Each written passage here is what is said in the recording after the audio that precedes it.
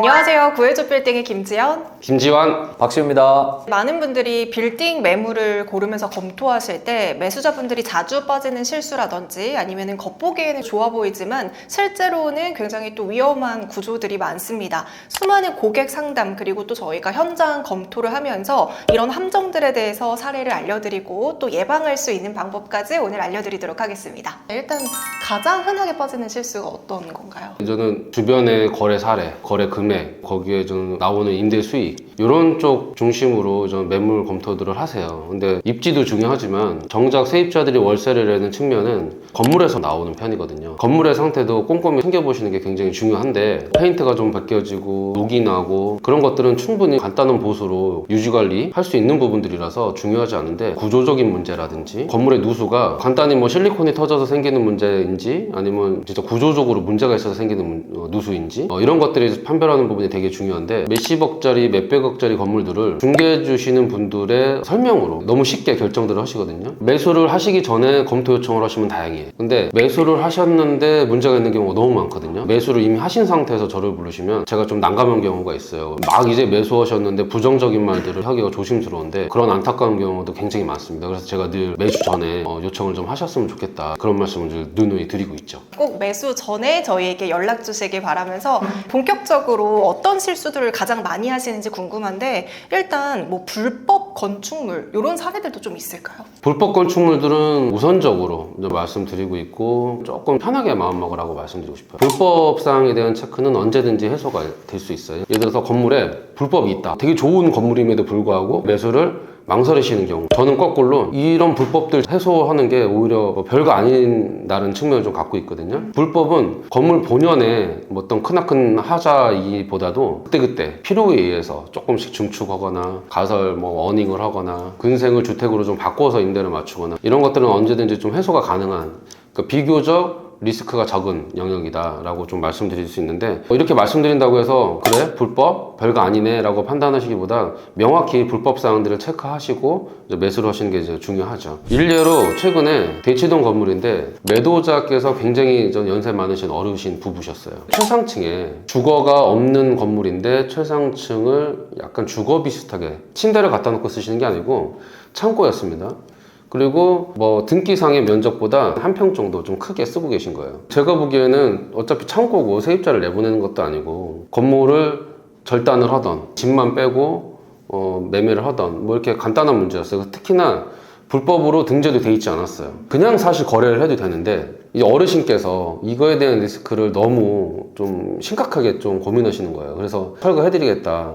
근데 또 정작 어르신께서 고용하신 변호사님께서는 뭐 굳이 이런 걸 또 철거를 해요 라는 이런 중재 역할을 해서 쉽게 또 매매가 됐는데 불법사항이 너무 많아서 매매 가격이 만약에 싸게 나왔다 사람들이 그거에 대한 경계심으로 접근을 안 한다 싼데도 그렇다면 저는 그 리스크를 해소할 수 있는 노하우가 있고 저는 오히려 그런 물건들을 좀 관심 있게 볼 것 같아요. 불법 해소는 언제든지 좀 이렇게 해소할 수 있는 공부들을 하시면 되는 문제다 말씀드릴 수 있을 것 같아요. 사실 불법이라는 그 두 가지 단어만 들으면 되게 무섭잖아요. 근데 충분히 대처할 수 있고 솔루션을 주실 수가 있다고 하니까요. 이런 부분들에 대해서 문의사항이 있으시다면 언제든지 연락 주시면 좋을 것 같고요. 이것도 궁금해요. 우리는 아무래도 이제 겉에 보기에 뭔가 깔끔하고 고급스러워 보이면 하자가 없다고 생각하잖아요. 근데 그런 것도 약간 뭔가를 은폐하기 위한 시도일 수도 있지 않을까요? 그렇지 않습니다. 요즘에 매수하시는 분들 다 꼼꼼하게 검토하고요. 전기 설비에 대한 어떤 내구성이나 지금의 현 상황에 대해서 꼼꼼히 검토하셔야 돼요. 시대별로 사용되어 있는 배관, 전기 자재들, 아니죠 스터디가 좀 돼 있어요.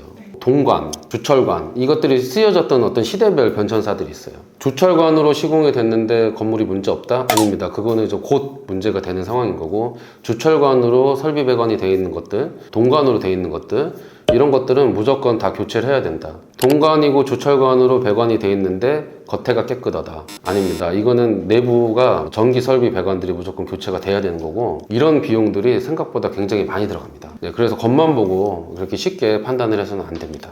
그럼 이번에는 좀 주차장으로 넘어가 보도록 할 텐데 주차장의 출입이라든지 동선이라든지 이런 것들도 좀 체크를 해봐야 될까요? 그렇죠. 리모델링을 통해서 근본적으로 개선하기 어려운 부분들이 주차장 부분들이에요. 정해진 틀에서 크게 벗어날 수가 없는데 옛날에 주차장은 주차 사이즈가 좀 작았고 지금의 주차장은 주차 사이즈가 좀 커졌어요. 예를 들어서 폭이 옛날에는 2300이면 허가가 났고요. 지금은 2500 정도로 좀 많이 커졌고, 그러면은 다들 궁금해하세요. 주차장이 뭐 세대가 있는데 현행 법규에 맞춰서 주차장 사이즈가 커져야 되냐? 옛날에 허가 받은 거는 그 사이즈를 그대로 유지를 해도 되고요. 주차장을 만약에 추가로 증설을 하는 경우에 증축을 위해서 주차장 대수를 한두 대 더 추가하잖아요. 추가하는 주차장의 사이즈는 현행 법규에 맞춰서 2,500 정도로 폭이 커져야 됩니다. 리모델링이라는 게 늘상 우리나라에서 있었던 게 아니고 신축으로 많이 이제 지어지다가 이제서야 리모델링이 좀 시작되는 단계다 보니까 법규가 명확한 기준이 있다기보다 찾아가는 과정들이 많아요. 그러니까 옛날의 주차와 새로운 주차 이런 것들이 좀 혼재하고 있는 상황입니다. 그 일조권 사선 제한 있잖아요. 이것 때문에 약간 건물의 모양 자체가 기형적으로 되어 있는 것들이 많은데 임대에 대한 효율성이 떨어지는 요소가 될까요? 그럴 수 있어요. 사선 제한을 많이 받으면 건물의 외관도 자신감 없어지는 거죠. 세입자분이 네모반듯하고 큰 건물에서 사업을 하고 싶어 할 겁니다. 그리고 그 건물이 좀 본인의 회사 이미지하고 겹치고요. 근데 사선 제한을 받다 보면은 건물이 좀 옹색해지고 건물 사이즈가 좀 작게 느껴지는 경우가 있어요. 전면만이라도 사선 제한 안 받는 디자인으로 가고 싶은데 옛날의 건물들을 보면은 그런 사선 제한을 헛 구조로 이렇게 해서 허가 받은 건물들이 많은데 요즘에는 그런 규제가 굉장히 심해졌어요. 헛 구조물이 가운데가 비어져 있으니 햇빛이 통과돼서 옆에 사선 제한에 영향을 안 준다라는 논리가 오랫동안 있어서 허가를 내줬는데 실질적으로 꽤 가리는 거죠. 그래서 지금 다시 규제가 강화돼서 허가를 많이 안 내주는 경우가 많습니다. 지금은 아예 기대를 할 수 없고요. 가급적 사선 제한을 좀 안 받는 부지를 고르시는 게 제일 좋습니다. 이번에는 뭐 계단 구조 이런 것들도 좀 영향을 미치는지 궁금합니다. 최근에 논현동의 사례인데요. 3층짜리 건물이에요. 매수자께서는 별 기대 없이 그냥 미래가치 좋고 수익률에 대해서 큰 욕심 없이 투자를 하셨어요. 근데 그래도 한번 뭐 보고 싶다, 리모델링 가능한지, 명도도 잘 안 되는 건물이었거든요. 근데 제가 가서 봤는데 주차장이 분명 한 4대 정도는 받칠 수 있는 공간이 남아있는데 주차 대수가 대장이 없는 거예요. 이 건물은 3층인데 용적률 한시적인 혜택이 나와서 6층까지 올릴 수 있다. 그분들이 이제 주차를 걱정하시는 거죠. 제가 0대니까 기존의 3층까지는 주차 대수 없이 된 거다. 더 이상 주차 대수를 찾을 필요가 없다. 그분들은 주차 대수를 찾으면 기존의 면적에 해당하는 주차 대수도 찾고 중축에 해당하는 주차 대수도 찾아서 한 6대 정도 확보를 하려면 1층이 날아가는 거죠. 근데 제가 가서 아니다. 주차가 0대에서 시작하니까 우리는 3개층 중축이 가능한데 3개층 중축에 가능한 주차 대수 3대만 찾으면 된다. 그래서 그 건물은 이제 중축을 진행하는데 한 가지 아쉬웠던 거는 이 건물은 애초에 3층으로 설계가 돼 있으니 사선 제한에 직통으로 영향을 받는 쪽의 방향에다가 계단실을 설치를 한 거예요. 건축 설계자님께서 애초에 미래에 대한 추가 증축에 대한 거를 반영이 안 돼 있던 거죠. 그래서 그 위치가 되게 안 좋았어요. 근데 아쉽지만 어쨌든 비용은 들지만 그 계단을 방향을 옮기면서 6층까지 올라가는 설계안이 나왔거든요.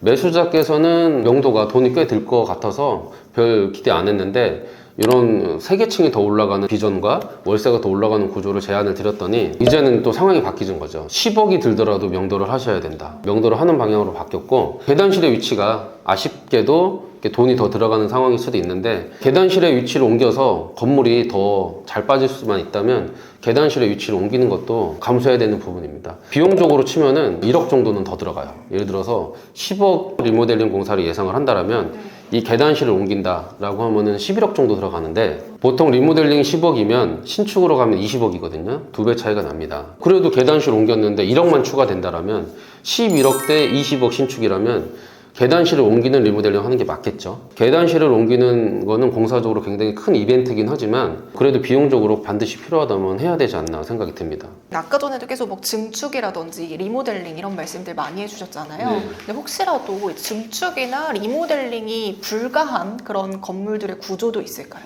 연화조 그리고 뭐 종로나 이런 오래된 구시가지 가면요 아직도 목조가 있어요. 허가적으로는 중축과 리모델링으로 풀 수는 있어요. 이미 혜택을 많이 받다라면 철거를 할 수 없으니까요. 근데 기술적으로는 신축입니다. 이런 경우는 어떻게 해야 되냐면은 허가는 리모델링 중축 대수선으로 가지만 기술적으로 공사는 신축인 거예요. 연화조 건물이라든지 목재 구조 건물들은 거의 리모델링의 혜택을 못 볼 수 있습니다. 대장상에 딱 봤는데 연화조라고 써 있는 거 이거를 너무 맹신하시면 안 돼요. 7, 80% 정도 정확도가 있고요. 그거를 너무 맹신하지 마시고 전문가가 현장을 확인하는 게 제일 좋습니다. 그러면 또 이제 중요한 게 이제 여름 시즌이고 이제 막 비가 올 거잖아요. 그때 뭐 옥상에 방수가 안 되어 있다거나 네. 이런 것들도 당연히 체크를 해야 되는 부분이겠죠. 건물이 괜찮다라고 했을 때는 큰 리스크 요인으로 보실 필요는 없어요.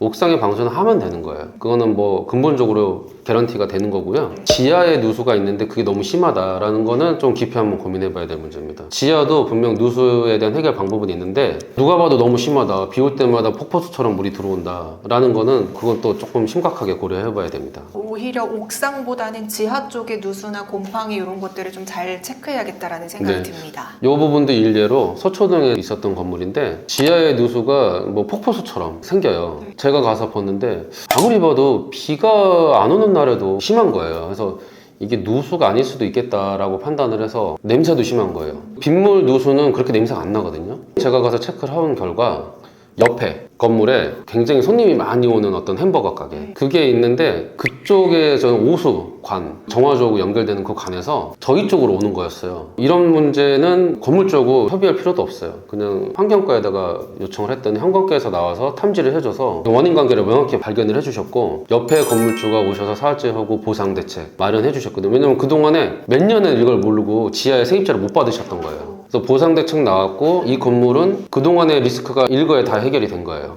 그래서 신축으로 안 가도 되는, 그래서 리모델링으로 결국은 잘 끝마무리가 됐거든요. 리모델링으로 끝마무리 되면서 공사비도 뭐 10억 이상 아끼셨고, 그동안에 저는 이 건물의 문제점으로 인지되던 지하에 더러운 물이 들으니까 그 위에 집들도 막 임대가 안 되고 세입자들 불만이 많았었는데 뜻하지 않은 방향성에서 한 번에 그냥 해소가 됐었던 사례들이 있어요. 이런 사례들이 생각보다 흔합니다.